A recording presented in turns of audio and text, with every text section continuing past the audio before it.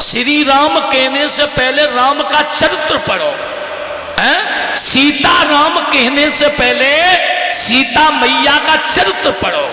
तुलसीदास ने यह लिखा है, प्रात काल उठ के रघुनाथा और मात पिता गुरु नवावे माथा। जिसने अपने सास ससुर की सेवा कर ली, सेवा कर ली, इससे बड़ा तीर्थ नहीं है। कल से कथा में आओ, खूब आओ, और मैं रोज पूछूंगा और सभी बहनों से निवेदन करूंगा जिनकी सास हैं वो पैर जरूर छू के आना है। अच्छा क्यों नहीं छूती हो? सासू तासू नहीं, गौर करो, सास है इसलिए हैं। सास देखिए किस्मत वाली बहनों को मिलती है सास, हैं? उन बेटियों से पूछो जिनकी सास ससुर ना है, वो मायके के लिए तरसती हैं जी घरों के न पे छोड़े जाए, हैं? मायके न जा पावती और सास ससुर घरे होए, तुम लड़ाई मानो, खूब मानो, उनकी सेवा करो और घर छोड़ के चली जाइयो, चाहे बेशक उनकी न्यारी रही हो और सास ससुर हुए और तुम्हारे बोलते ना हो, घर छोड़े चली जाइयो, तुम्हारे गत्ते कोई एक मिट्टी की डिलियों तो उठा ले जाए, हैं? इतने घर को पहचानने वाले होते सास ससुर। तो उन बहनों से कहूंगा, सास ससुर अगर जिनके हैं तो उनकी सेवा करना, और जिनके ना है तो मजबूरी है। मैया कर ले तो तुम्हारा नंबर लगे है, और मैं ऐसा मंत्र दे के जाऊंगा कि जब तक दुनिया में रहूं तब तक ये बहनें बराबर सेवा करें। ऐसी भागवत रोज कराओ, कछु है वे भाव ना है, ऐसी रोज करो। भागवत का मतलब है, पहले भागवत घर से शुरू होती है। जहां घरों में तरक है वो ही घर नरक है, और जिस घरों में समर्पण है वो ही घर स्वर्ग है। तो घरों को स्वर्ग जब ही बनेगा जब अपने माता पिता सास ससुर की सेवा करोगे। बोलिए वृंदावन बिहारी लाल की। भगवान की कृपा से सुनीति के उदर से ध्रुव का जन्म हुआ है, सुरुचि के उत्तम हुआ है, और उत्तम जब हुआ तो एक दिन मालूम है ध्रुव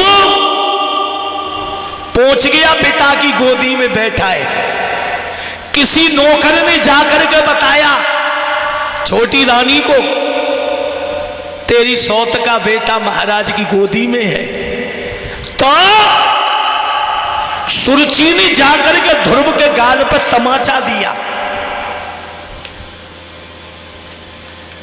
और बोली, यदि तूने पूर्व जन्म में थोड़ा भी भगवान का भजन किया होता और मेरी कोख से जन्म लेता तो इस गद्दी का मालिक होता। ध्रुव रोते रोते चले आए। मैं ध्रुव ने मौसी से एक बात कही, मौसी तू कह रही है कि पूर्व जन्म में थोड़ा भगवान का भजन कर लेता तो इस गद्दी का मालिक होता।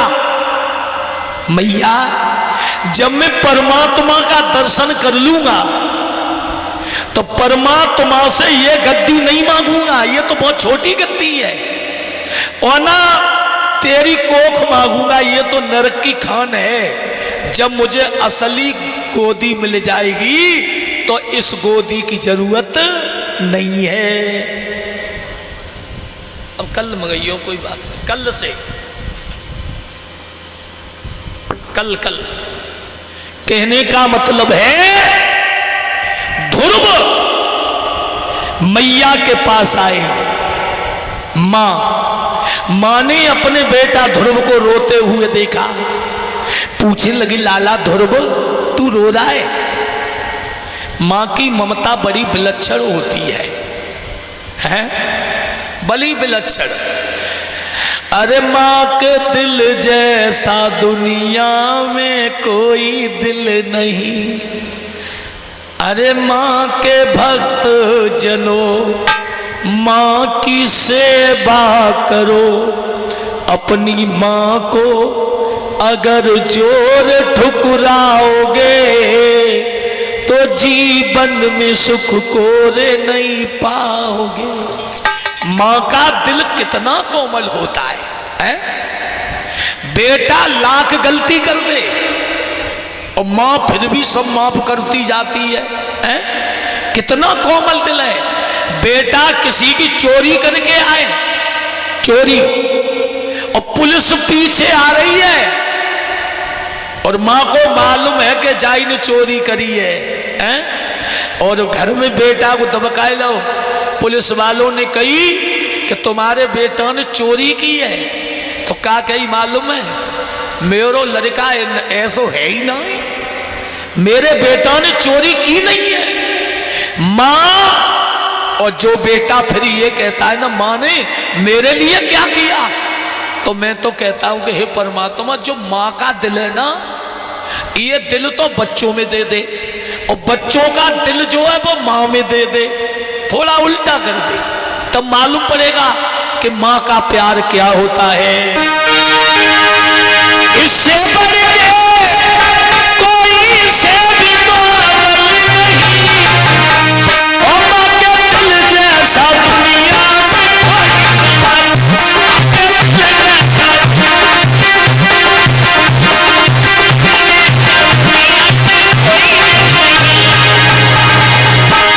इससे बढ़ के कोई से भी कोमल नहीं, माँ के दिल जैसा दुनिया में कोई नहीं, माँ के दिल जैसा दुनिया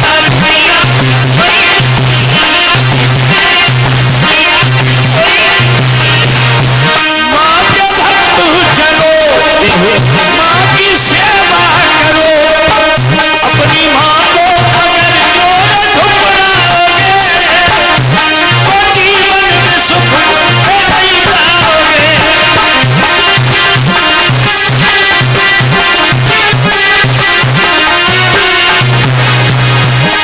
माँ बेटे को करती है रोजन लगी,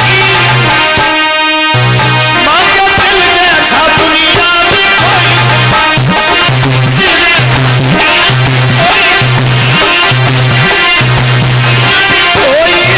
नहीं, माँ के दिल जैसा।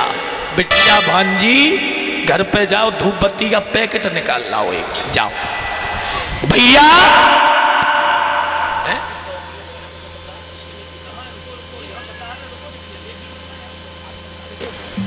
तब से छिपा क्यों दिया है?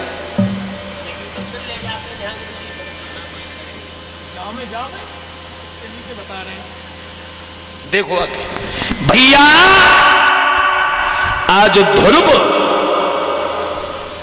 मां के दर्शन लो, ये जलाओ, जलवा दो लल्ला से धूप बत्ती बढ़िया से। ध्रुव जो है चला, मां ने कह दिया तुझे रोना है तो परमात्मा की गोद में रोना। मां ने ज्ञान दिया। 5 वर्ष का ध्रुव मां को सारी बात बताई। मां ने विदा कर दिया हंसते हंसते, विदा कर दिया, चला जा, और अच्छे कार्य के लिए मां ने विदा किया है बेटा को, क्योंकि बेटा जा रहा है भगवान का भजन करने। जिस दिन तुम्हारा बेटा फौज में भर्ती हो करके अगर भारत देश की रक्षा करने जा रहा है तो हंसते हंसते विदा करना। जिस दिन तुम्हारा बेटा भगवान की भजन के लिए जा रहा है, तपस्या के लिए जा रहा है, हंसते हंसते विदा करना। याद रखना, ध्रुव को मैया ने विदा किया। ध्रुव चले, और जब ध्रुव चला तो बाबा नारद मिल गए रास्ता में।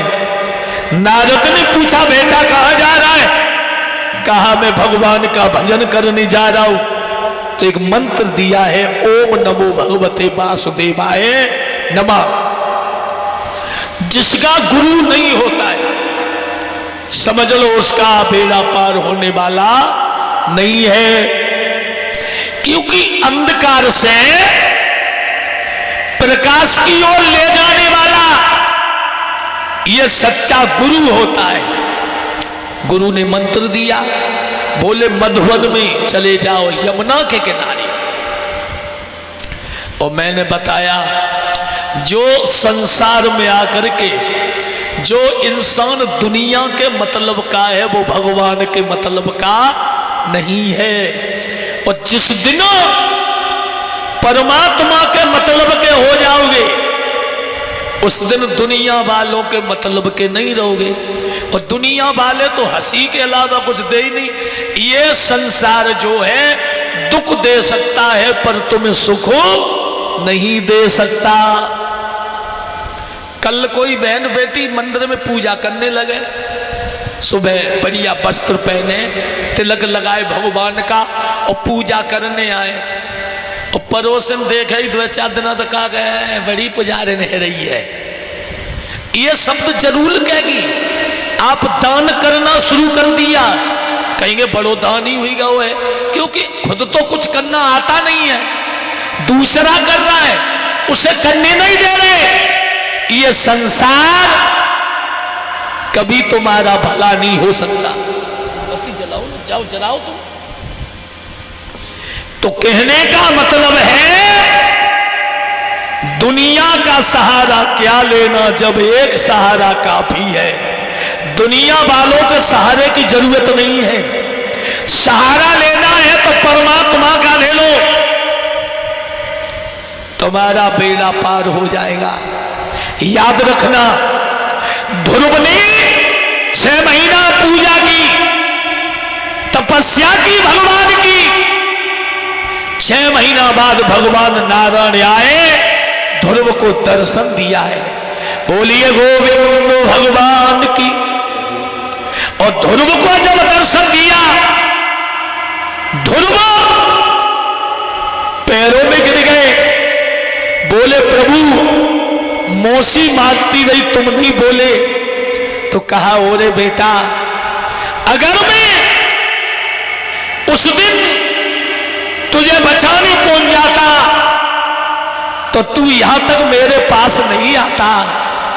कहने का मतलब है आज भगवान ने दर्शन दिया और दर्शन देने के बाद ध्रुव जो है कहानी कुछ और हो जाती है। कहानी यह हो गई, फिर ध्रुव अपनी मौसी के पास आए, वो मां के पास, और बोले हैं पहले मौसी से मिलूंगा। मौसी के आंगन में गए तो मौसी ने कही हाथ जोड़ के बेटा तू हमें माफ कर दे, एक दिन मैंने तुझे बुरी तरीका से मारा। तो ध्रुव कहने लगा मौसी अगर तू नहीं मारती तो हमें भगवान का दर्शन नहीं होता, तू तो मेरी सच्ची गुरु है। बोलिए वृंदावन बिहारी लाल की। महाराज उत्तानपाद ने आज बड़ी खुशी मनाई है। और खुशी मनाने के बाद सुनीति सुरुचि और बड़े आनंद के साथ में कुछ समय तक राज्य किया। अंत में ध्रुव को राज्य दे करके वो तपस्या को चले गए। ध्रुव ने 11,000 वर्ष तक राज्य किया है। और राज्य करने के बाद कहानी यह हो गई, अब बंद कर दो ऐसे कहानी